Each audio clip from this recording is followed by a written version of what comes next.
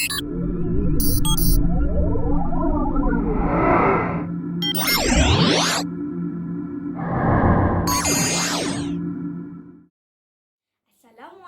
and salam sejahtera. My name is Aisyah Syakirah binti Nizam in year 607 from Sekolah Kebangsaan Taman Permata, Selangor. I am participating in this competition because I love reading books and telling the story to others. For today, I am sharing with you the review of the book that I cherish, which is a non-fiction book entitled No Way Home: Stories of Rohingya Refugees in Bangladesh, Myanmar and Malaysia, authored by Aisyah. The book has 201 pages and was published by Gerak Budaya and My Care. I love this book because the story is very inspiring and it opened my eyes to the many faces of people in this world, the good, the kind, and the cruel. The author of the book, Theo, is a humanitarian activist. The book narrates his experience helping the Rohingya refugees in the refugee camps in Bangladesh, Myanmar, and in Malaysia. The book consists of 3 parts. The first was about Rohingya refugees in Bangladesh, the second was about their life in Malaysia, and the third was in Myanmar. In the first part, Theo shared the stories of the Rohingya refugees and how they fled from their country, Myanmar. The Rohingyas were either killed, beaten, or raped by the Burmese soldiers and monks. From their stories, they did not understand the reason for the Burmese hatred nor persecution towards them. They had to escape by any means that they could, whether on foot, by boat, or train. These refugees were placed in Cox's Bazar, a refugee camp near the border of Myanmar and Bangladesh.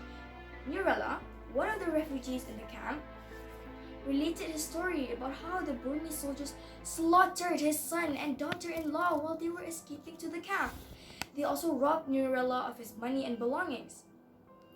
With more than 1 million refugees, the camp is overpopulated with deplorable living conditions and limited resources.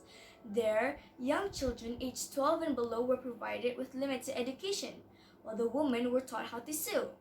Despite of being housed in the refugee camp, many of them were continuously abused and raped by the soldiers. I realized that there was no safe place for them even in the camp. The second part was about the refugees who traveled to Malaysia. These refugees spent a lot of money and went through many hardships to travel and enter Malaysia. Since Malaysia does not open its door to asylum seekers, they had to register with the United Nations High Commissioner for Refugees, in short, UNHCR, to get medical care. They also lived in fear because they were often mistreated by our local police. I cannot imagine how hard their lives had become during the pandemic crisis. If we, people who are free, had to be confined at home, imagine what they had to go through when the NGOs were restricted from aiding the refugees. Can you imagine? What would you do if you were in their shoes? The final part of the book tells the refugee stories who were housed in Situe refugee camp in Myanmar. Although they were in their own home country, they did not enjoy equal rights as citizens of the country.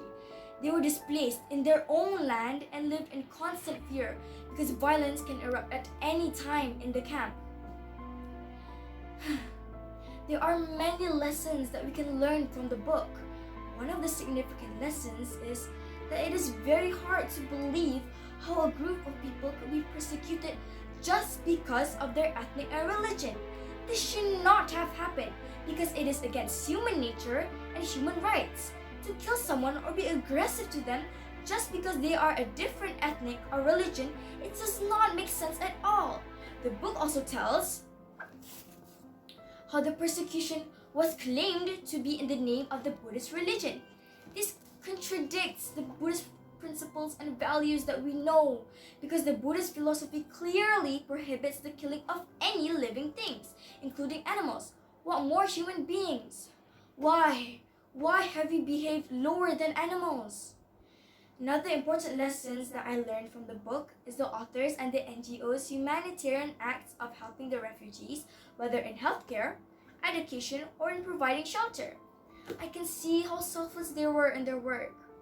I also respect the efforts of some refugees who initiated the sewing training program and created opportunity to work for others in the camp. Despite of their plights, they tried to change their fate and did not lose hope in improving their lives. What they did was truly inspiring. Finally, I learned that we should be empathetic to the Rohingya refugees. If we are able and capable, we should try to help them in the best way that we can. While learning about their sufferings and oppression, it dawned on me how fortunate I am. I am thankful that although Malaysia is a country of diverse ethnic and religion, it is a peaceful country.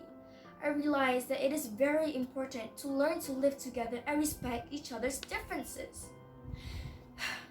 Although the book is not a fiction, I still find it riveting because of the stories that were shared by the authors, the refugees, and the NGOs.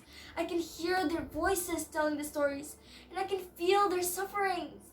My advice is, read the book and experience it yourself. I hope you will enjoy the book as much as I did. Thank you.